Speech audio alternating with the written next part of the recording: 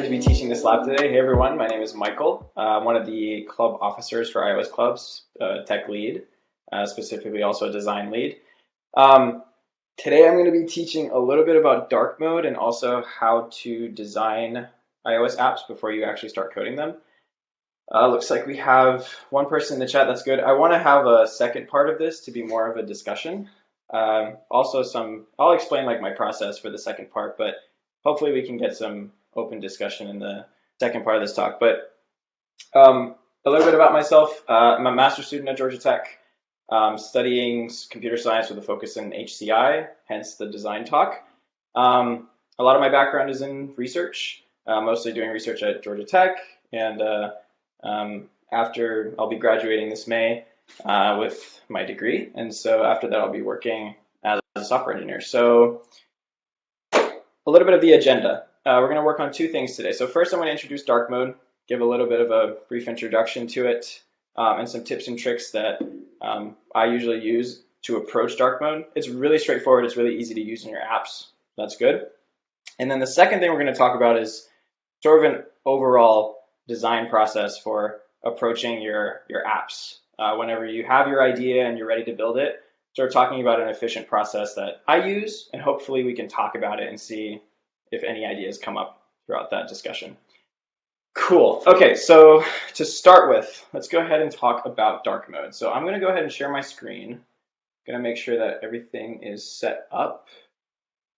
Okay, and feel free during this talk, if you have any questions, just like put them in the chat and then Phil interrupt me. No problems at all. Okay, I think all my windows are ready to go.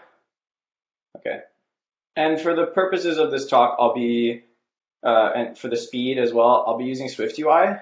If we have time, I'll go over, let's see, click here to start sharing the screen. All right. Phil, let me know if the entire, I think only Blue Jeans is showing, not the entire screen. Yes, at this point I can only see your Blue Jeans, but I think when you switch between spaces, I could see your desktop or whatever it was as well. Okay, let me see. Tell me if you can see Xcode. I can, yes. Okay, perfect, great. Well, we don't want to start off with coding just yet. I want to give a little bit of background on dark mode first. So for those of you who don't know, dark mode was actually introduced in iOS back in iOS 13. So not that long ago, actually. It's only one release ago. It's only about a year and a half old. So it's relatively new to iOS as opposed in comparison to a lot of other features. But in this day and age, it actually has about 98% of installment. Like iOS 13 is installed across almost 98% of all devices.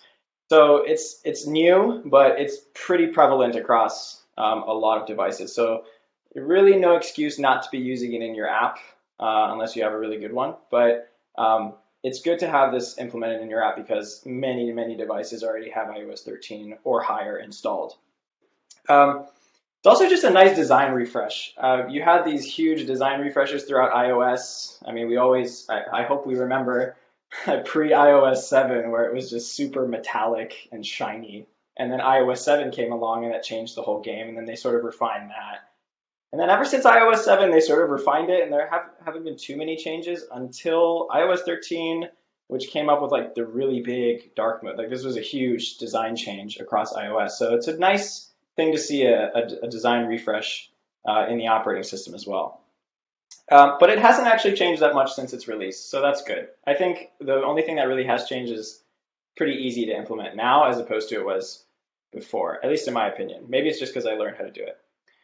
Okay, quick example you can see here is the mail application. So it's pretty straightforward. None of the user interface components really change. It's just the color that shifts on the screen. You can see that the background changes from black to white, but then the text also changes across from white to black. And it all does this dynamically based on whether or not your phone is set to light mode or dark mode. And a quick thing to note, and based on what I just said, I don't know if this is the right way to put it, but dark mode is strictly based on color. And what I mean by that is you don't really have to worry too much about changing like the actual, structure of your views whenever you develop your app. It's more so take the actual views and just make sure that they have the right color on them. So that way, whenever the system state changes in light mode or dark mode, it automatically changes with no problem. So it's more of a color thing than it is an actual like user interface, or how would I say, a user interface component that you need to integrate into your app. It's strictly just a color thing. So that makes it super simple to work with. Another thing to note about dark mode is that when Apple implemented this, they wanted to make it pretty easy across the board for you to integrate it into your app. And so the big thing, like I said here, is color. So if we actually look at the color guide for iOS, you can see these system colors that Apple has in place for us, which they automatically change based on whether or not you're in light mode or dark mode. These are the colorful colors, the colorful system colors. And what's really good about these is that they actually change automatically and are specifically curated by Apple to work with people who have vision impairments, who have color blindness. So it's nice to use these colors when you can. You can use different colors as well if you want, but you risk not designing or not using appropriate colors for people who might have visual impairments. So for example, if someone changes their phone to like what's the word? Like inverse colors or something like that, or they go into accessibility and they do high contrast, you have to be careful if you use custom colors because they might show up a lot differently. So anyway, Apple has these built-in system colors that automatically change whenever you integrate them. They have these really nice colorful colors, which are just colors you can use across different views. And then they have the system gray colors, which also work across the views. And this is mostly, I would say, you don't have to use it for text, but it's nice as a gray color to use. And it changes, you can see the spectrum changes across light mode and dark mode. So these are the just general gray colors and colorful colors. And then you have what are called the dynamic system colors. This is for actual like semantic content. So you can think of mostly text, links, and labels, stuff that has actual content that you read. You can assign these pre-built colors onto those labels and they automatically change as well. And this is all based on visual hierarchy, where you can see, for example, on this page, you have a big header and then you have smaller text that's not necessarily lighter, but it is smaller. But then you have like gray text down here. So it's this allows you to implement visual hierarchy into your app super easily, and we'll see how that works really soon. Okay, enough about that. Let's actually get into this. So for this, I just want to show a really quick tutorial of how we can make an app very quickly in dark mode and how we can implement some of the really nice integrations that dark mode has to offer. And you'll see it's super easy to get started. Okay, so the purpose of this application that I wanted to do was, let's think of it like a landing page. So imagine you're building an app and you want to have like a welcome page for your app. So that way when users come onto it, they can see they are welcomed to whatever they're doing. Let's see. To start off with, I think the easiest way to think about dark mode in terms of how it applies to your app is in terms of 3 types of UI components that you have on the screen. One is your views, which are just like your background, the rectangles or shapes that appear on your screen. Then there's the text, which actually has stuff you actually read, such as this hello world. And that can have visual hierarchy to it, so that's important to note. And then finally, images. When we talked about the color, right? You know how Apple automatically changes those colors to help with color blindness? The same thing could be applied to your images. You may have custom images, one for light mode, one for dark mode, so it adjusts the coloring based on what mode you're in. Okay, enough talking, let's actually implement this. So I'm going to go ahead one by one and just implement a view, text, and the images. And the basic thing it's going to look like, it's going to have an image at the top, a nice big piece of text saying welcome or hi, and then a smaller piece of text that says welcome to this place or welcome to the app. So let's go ahead and make that.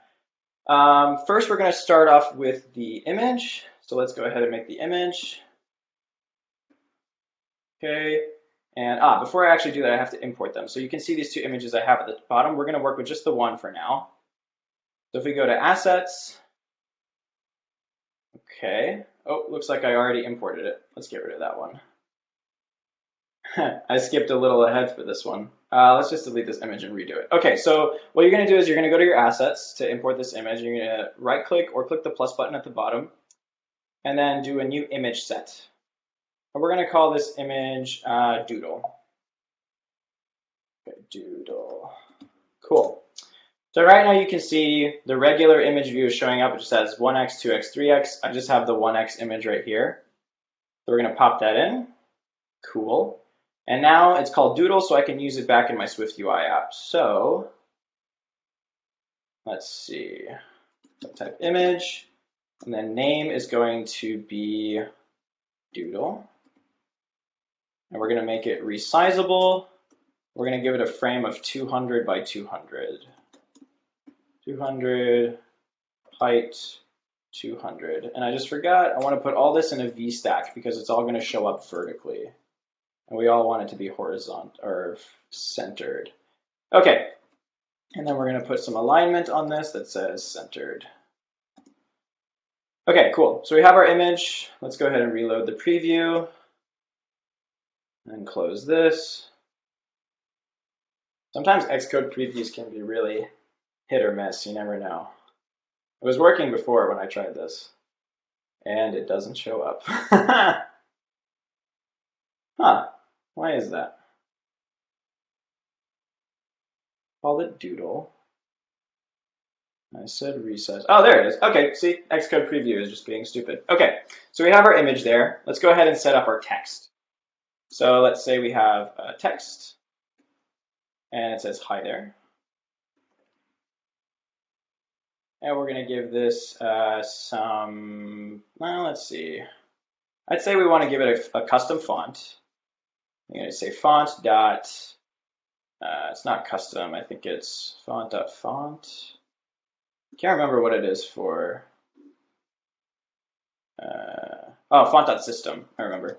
Because we just want to use the regular font inside of iOS. Okay, so font.system, but we want the, here we go, we want to control the weight. So this will be 36. That's quite large. 36, font weight of, let's see, default. And then design is going to be default. So we just want the default stuff. Okay, and if we try again, font weight has no member default. Oops. Yeah, it does. Come on, Xcode. Bill, this is what I get for doing Swift UI. It just starts to break. Yeah, it's pretty much always what you get when you try to do Swift UI. Yeah, I didn't have this like 5 minutes ago. I was working just fine. Let's just do bold. Maybe that'll, there you go. See, default doesn't work, but bold works. Where's the logic there? Cool. Okay, padding, or maybe not padding, we don't need that on this. Okay, cool. So we have text hi there, and then we have one more text view, which is going to be underneath, and it's going to be a little bit smaller. Let's do that. Boom. Paste it in there, and then we're going to make this a bit smaller, so we're following good principles, good visual hierarchy principles. This will be regular. This has a little bit less weight on it. And then, let's see, design will be default. And then we'll add padding to this one, just so it has a little bit of space. Okay, nice. So, and then this text, we want to say, welcome to, I'm going to call this Megadoodle. Megadoodles. Sweet. Okay, cool. So we have our image, we have our text, we have our header text, and we have our little small text. I think I want to bump this up to 24. Maybe it'll look a little bit. There we go. Perfect. Okay, and then what I want to do here is, I don't know if you can see this V-stack, but it's not taking up the entire space. So I want to fix that really quick by making the frame take up the entire space, and you'll see why we do that a little bit later. Max width of dot infinity. And then max height dot infinity, and then ignores safe area. Perfect. Hopefully that works. Alrighty.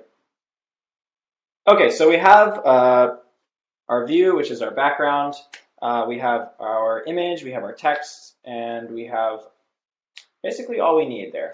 Okay, so what was I talking about in terms of coloring these three types of things? So for the views, which is the first type of view, we can just set like a background color on them, and we can use those system colors that I was talking about.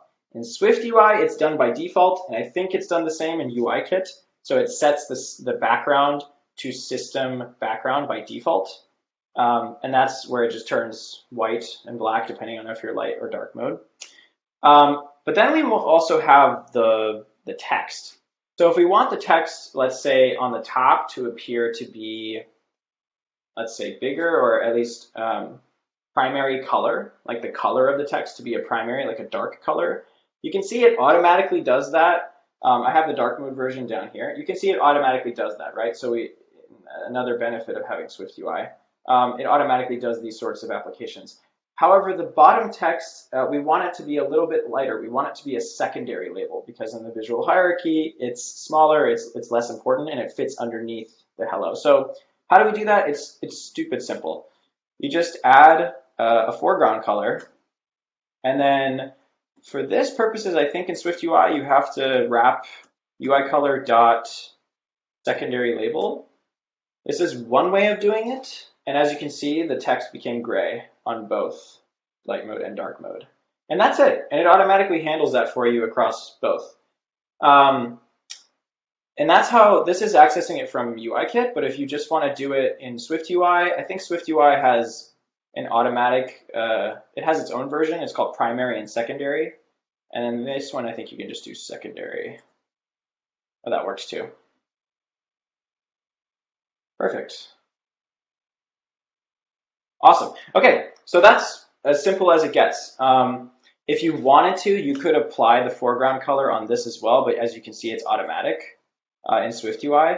But the idea here is that you would color it label, and then secondary label, and then that ensures that. But as I said, Swift UI does that by default. That's how easy it is to apply color to text.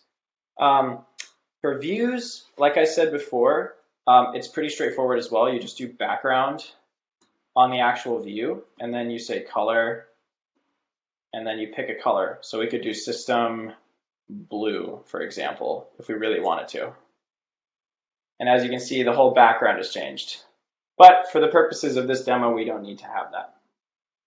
Okay, pretty easy, right? We can color things, and it automatically changes between light mode and dark mode. Apple handles it all, iOS handles it all. Okay. So what are the edge cases then? Well, let's say you want to have either your own custom color or your own custom image. So the way you can do that is really, really simple. All you have to do is go back to your assets. And then you probably saw it in the beginning, but all you have to do, for example, on the image is, I think the inspector is blocked, but click the button in the top right corner, and you select the image. And then under, where is it? Appearances, just select any and dark. And as you can see, there's two options here. So we have the light mode version, which is up at the top. But what if I want to add a dark mode version? So I can go ahead and grab that second image and just pop it in there. And then if we go back to the preview, iOS handles it automatically. And the dark mode version, if I resume the previews, the dark mode version should update to that dark mode image that I set inside of the assets. That's literally how easy it is. If you want an image to look different, that's all you have to do. Boom, there you go. And the same thing applies to colors. If you want to do the same thing with colors, it's super straightforward. All you do is go back to assets, and then you can click on the plus button in the bottom left, and then do new color set. And here you have the any appearance and then the dark mode appearance. So let's say we want to have, for this color, we want to choose, let's say, some like teal color. This is going to be so random, but let's say we want this color for light mode, and then for dark mode, we're going to go crazy, and we're going to do like a super red color, like a pink. Perfect. So if I call that just color, or I can call it doodle color, just to be a little bit more specific. That's my own custom color set. It's not verified by any sort of colorblind test or anything like that. But if I want to use this, it's super easy. I can just come back And let's say I wanted the title to change color based on if you're in light mode or dark mode. I can just do that right here. Instead of putting the label, I can say color and then put the string of the name of the color. And I think it was called doodle color. And if I resume again,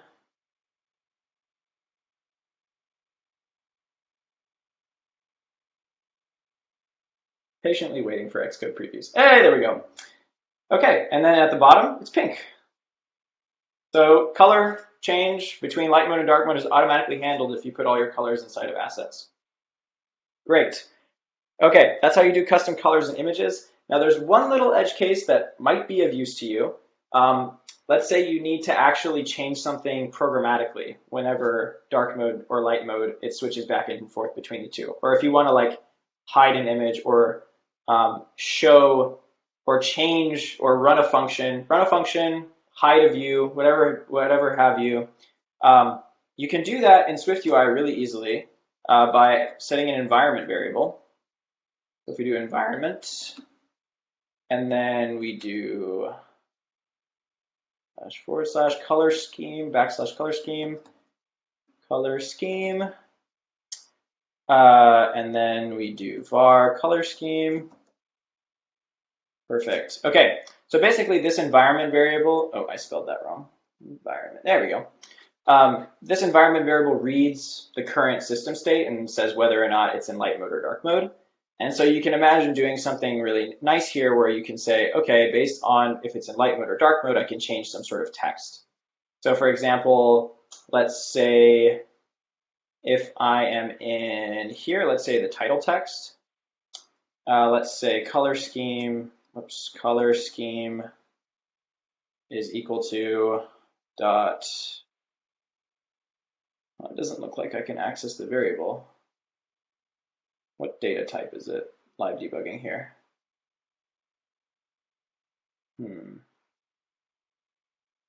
Color scheme dot, it's not a hash value. It doesn't look like I have access to it. I thought I could.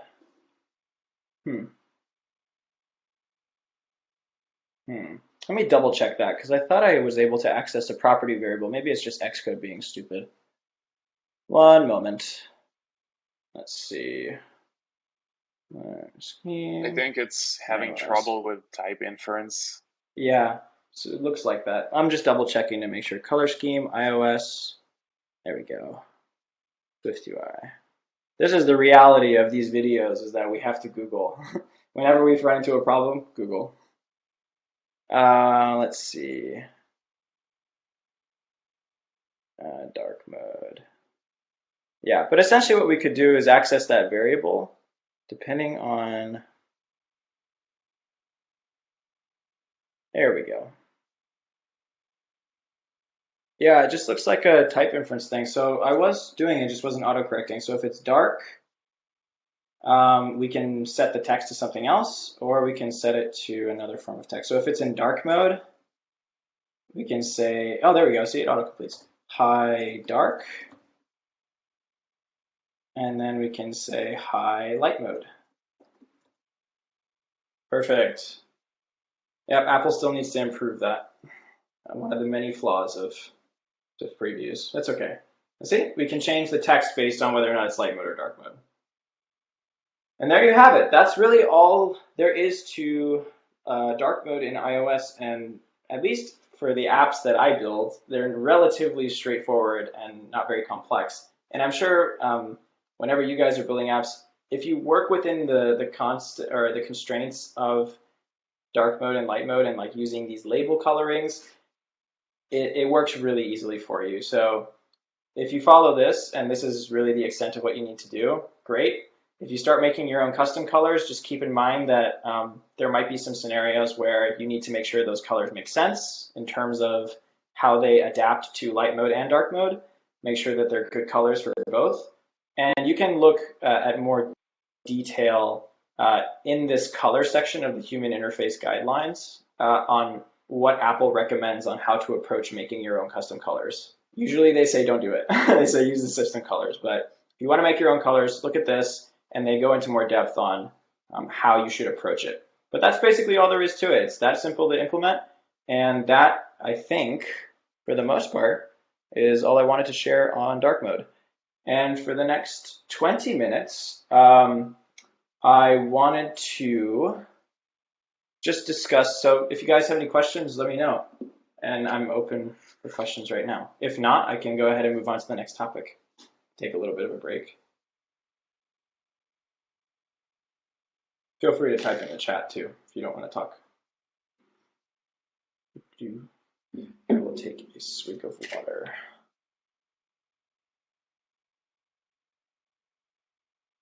Cool. Yeah, I know it's super simple. It's nice, but it's like there's really not much more to it. You probably could go into depth about talking like about the color space and how to choose the appropriate colors, but I think within the scope of this lab, it's probably a bit excessive. But I encourage you to check out the human interface guidelines because they have a lot of great information, more detailed information, but that's how you can get started. And it's relatively the same process, I think, when you go over to UIKit. So it's not too different in that situation. The only thing that you should probably keep in mind is you saw this environment variable, right, where we access the state of whether or not the device is in light mode or dark mode. I actually have a UIKit project pulled up. If you want to do the same thing in UIKit, I recommend using this function called trait collection did change. So this is a delegate method that's available in the UI view controller class, and it allows you to detect whether or not the device is actually in dark mode or in light mode when it changes. So there might be a slight limitation there, but I think it's possible to do some changes in here. So you can check, I think if you call super did collection change and then previous change collection, and then what you do is you type if trait collection dot user interface style is equal to dark, else it's light mode. And then you do all your programmatic changes in there if you need to do it programmatically. But the same thing applies. It should adapt by itself if you use all the system colors, the gray colors, the Apple system colors. And there you have it. That's all there is to it. I totally didn't share my screen when I was showing that, did I? Sorry about that. It is this. Now you can see it. Trait collection did change. So that is the portion that you can use inside of UIKit if you're working in UIKit to detect whether or not it's in light mode or dark mode, and if they change it while they're using your app. Cool. Okay, so the last 20 minutes, I just wanted to move on to the design process in Xcode, or not specifically in Xcode, but usually in iOS apps, and that doesn't really require me sharing my screen apart from maybe showing you some resources. But I kind of wanted to share my process for, and I wouldn't call it a philosophy, but more like a process of how to approach, before we even dive into code, how we approach the design process when building iOS apps. And the reason I wanted to talk about this and I wanted to split this up because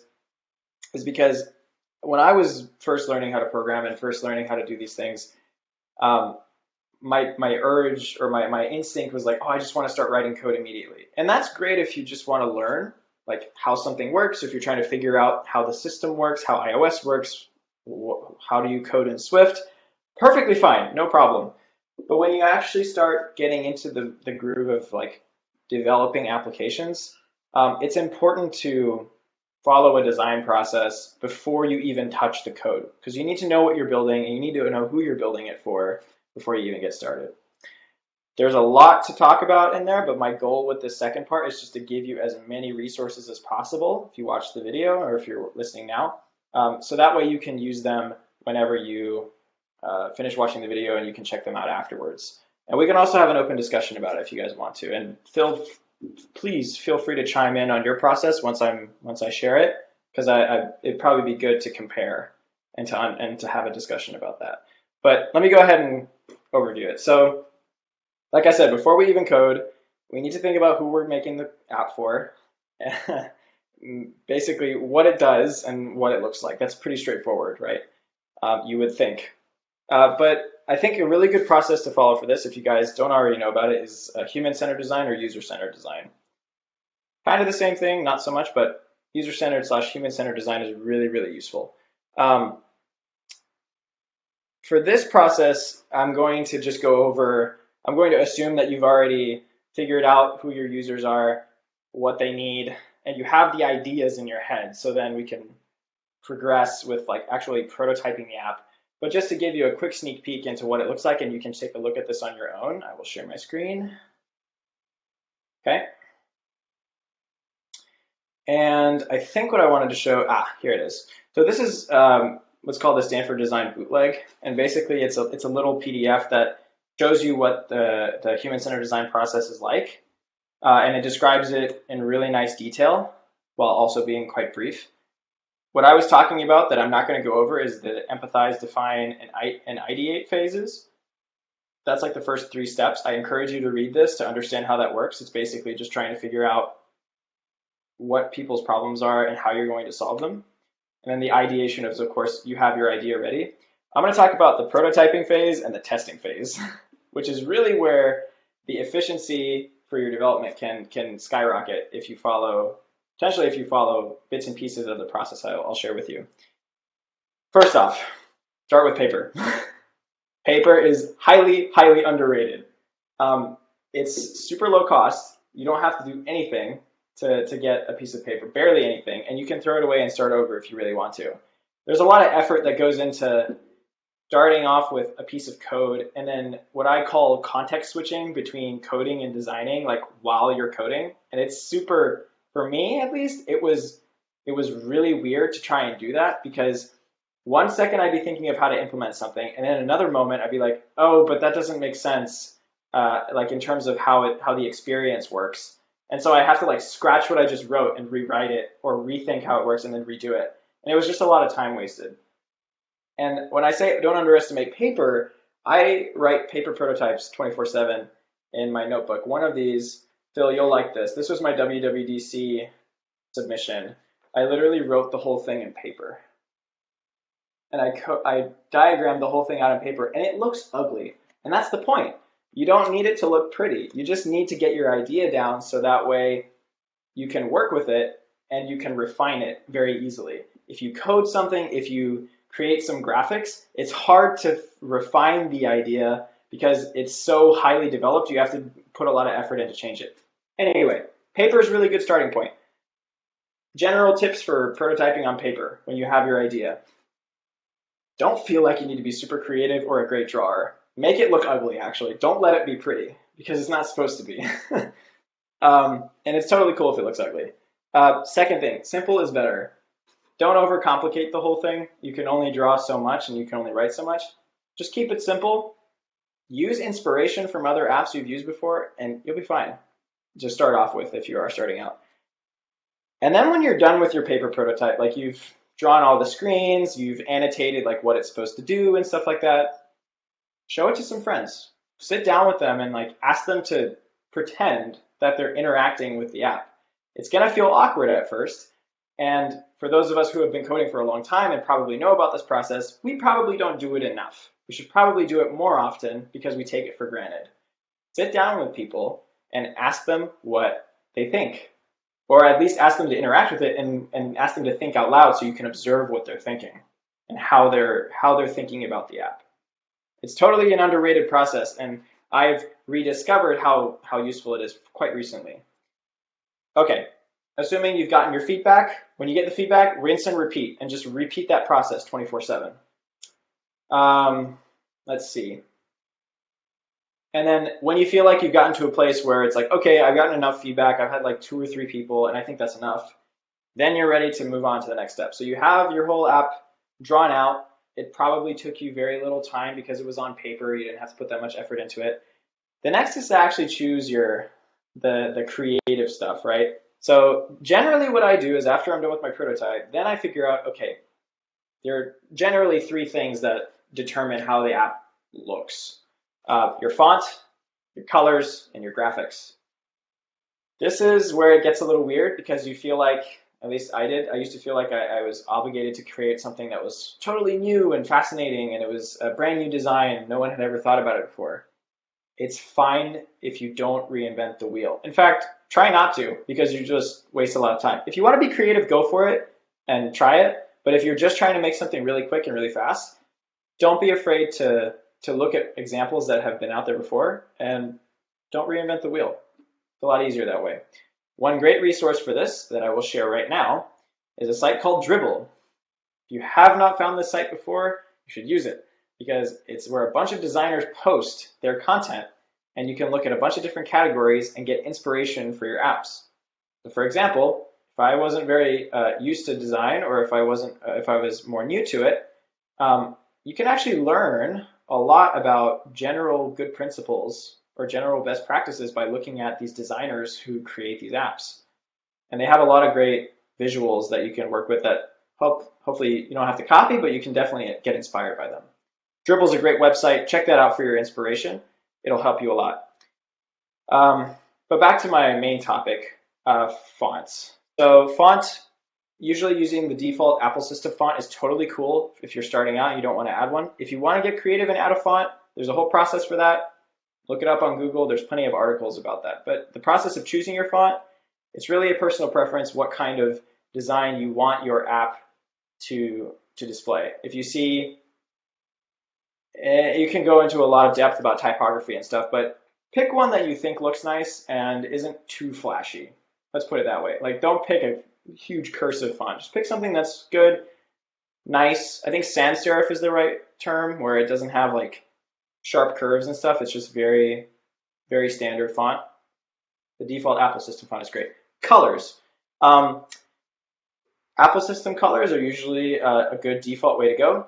Otherwise, usually you want your base color, black or white. You'll have those in your app by default. And then you want maybe a primary color and a secondary color. Your primary color, and let's look at an example. Your primary color might be, in this app, it's a little two-sided. There's two primary colors, or you could say they're both, yeah, you could say they're both primary colors. There's like this green color and there is a pink color. It's usually nice to have one main color, and then you can have a secondary one that like adds to it. So for example, here in this design, you have this pink, right? That's like the main color. And then you have this accent color, which is this blue right here. So this is a really nice choice of colors here, because you have this sort of purple gradient, and then you have a nice secondary color, which is this blue color. If you want to add more colors, like if your app has categories or something, that's totally cool. No problem. In fact, I think there might be an example in here that has that. But that's totally fine if you want to do that. Oh, another example. Red and green. Another great example. Primary and secondary colors. Cool. And then finally, graphics. If you're not into graphics, skip it. You don't need to worry about that. If you are a graphic designer, make your own. Try it. But there are also some great graphics on the internet that I think are free to use. I can't think of any resources off the top of my head except for maybe the Noun project. They have icons that you can use, but I don't think they have any. They have icons. Oh, they do have photos. Oh, sweet. So this is a great resource to use for icons if you really want to use them. And in addition, if you need some high quality photos or something like that, unsplash.com is really great. They have free high resolution photos, so you can search here as well. Okay, cool. So those are like the nitty gritty decisions. You don't really have to make them if you don't want to in the beginning, but it's good to keep those in mind. Those are the three things I usually have as a checkbox. Like I have this, I have this, I have this, good, and I'm done. Last couple things. Now that you have all that in place, you can prototype. So you can do this using either Sketch or Figma. I use either one. Figma is probably easier for us because we're college students and we can, log in with this. And I think we can use our student emails and we get, I think, the full education version, which is like unlimited stuff. And then if you're into Sketch, use it at your own discretion. It has a yearly subscription fee, but for students, it's half off. I think it's $99 full price and then $50 half off. And it works locally on the Mac. Your personal preference, watch some videos on which one's better or which one you would like. Try Figma first because it's free. And then if you don't like it, you can switch to Sketch. But for example, I have Sketch on my laptop. And imagine if I had picked out all my colors for that app we built previously in the first part of this. All we have to do is really just take and hide this. We can just add a new artboard and then make it the size of an iPhone 12. And that's really zoomed out. Boom. And then all we have to do is pop the image on there. This is going to be huge. Oh, never mind. Pop the image on there. We have our nice design. And then we just add some text. I think we said hi there or something like that. And then let's change that. I don't need the image anymore, so I can do this. Let's change that to just, let's see, SF. Yeah, there we go. SF Pro. And then this is a short glimpse into the prototyping process. And you can increase font. Make it look like you would before you code. Center it. And then duplicate it. Decrease to 18 pixels. And then say, welcome to Macadoodles. Cool. And that's all there is to it. Boom, you have a prototype. There you go. It's that simple. And choose whichever one you prefer. And that's how simple it is.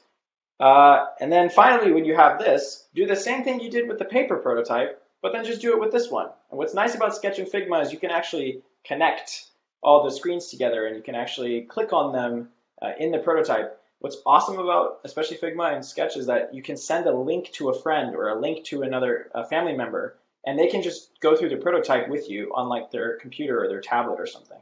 It works fine. Yeah, and so same process. Ask your friend to sit down, get their feedback, iterate on that, and keep rinsing and repeating over and over. And then when you're ready, code.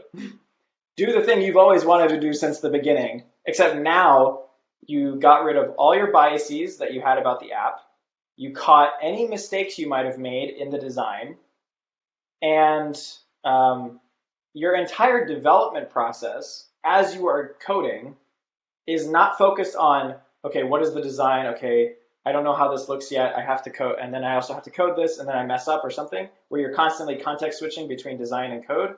You have the full design ready right here. All you have to do is figure out, okay, how do I translate this into code? And for me, it's a much more straightforward process.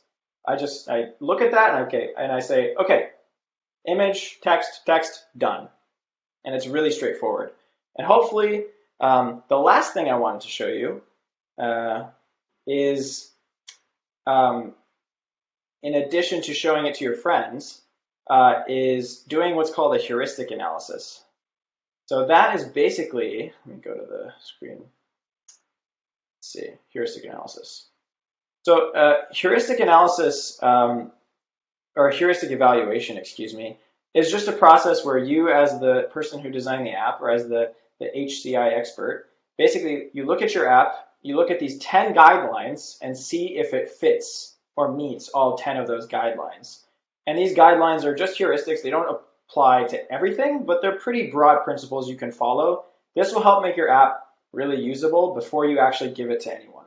So I think if you wanted to inject this step, I'd say do this before you test your nice prototype in Figma or Sketch, because then you'll catch some things you didn't notice, and then when you give it to people, it'll actually be pretty usable, and then they'll tell you any feedback that they might have.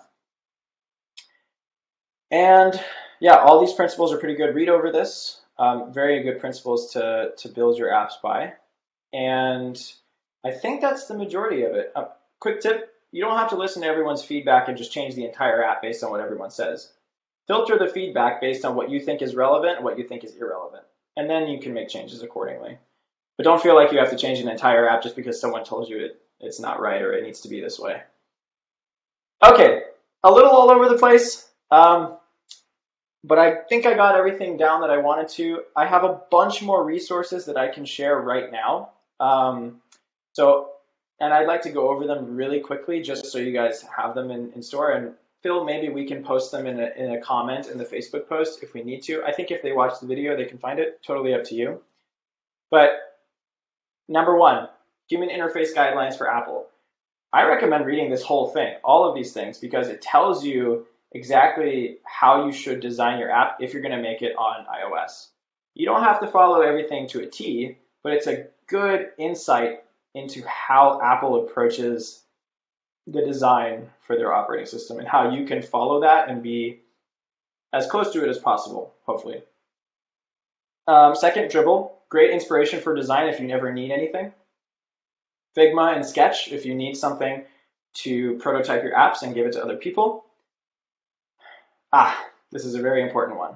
The Human-Centered Design Kit, or the Field Guide to Human-Centered Design.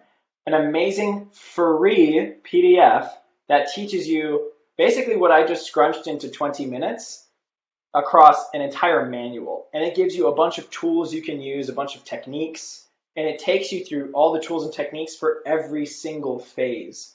So you're not just left in the dark on how to do this. You read the field guide and it basically tells you how to do everything. And the number one thing I can recommend is you have to try it. If you read the book and you're like, oh, okay, that works. No, you should go practice it because it takes some skill to get used to and it kind of feels awkward in the beginning.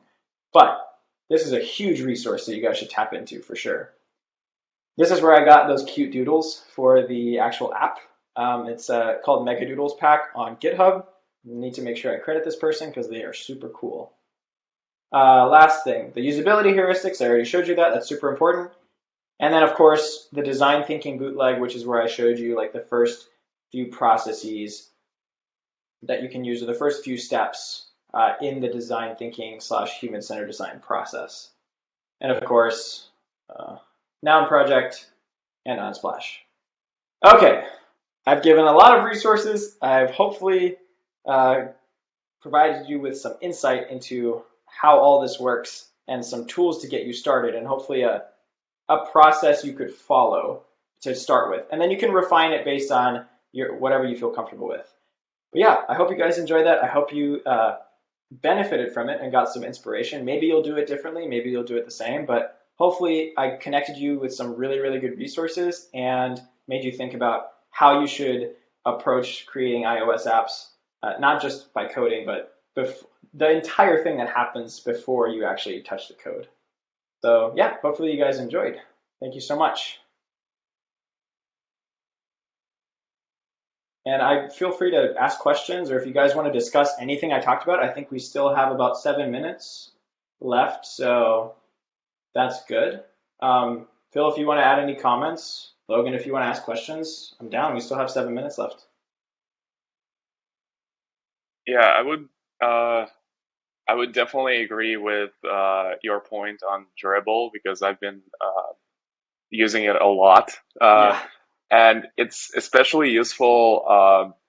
It proved very useful for me when I was still kind of getting started with iOS because it can be a good exercise to try and find some new designs that you feel that you're not really comfortable with implementing. And if you want to just go ahead and try just, copying them in Xcode just as an exercise, that's definitely very useful.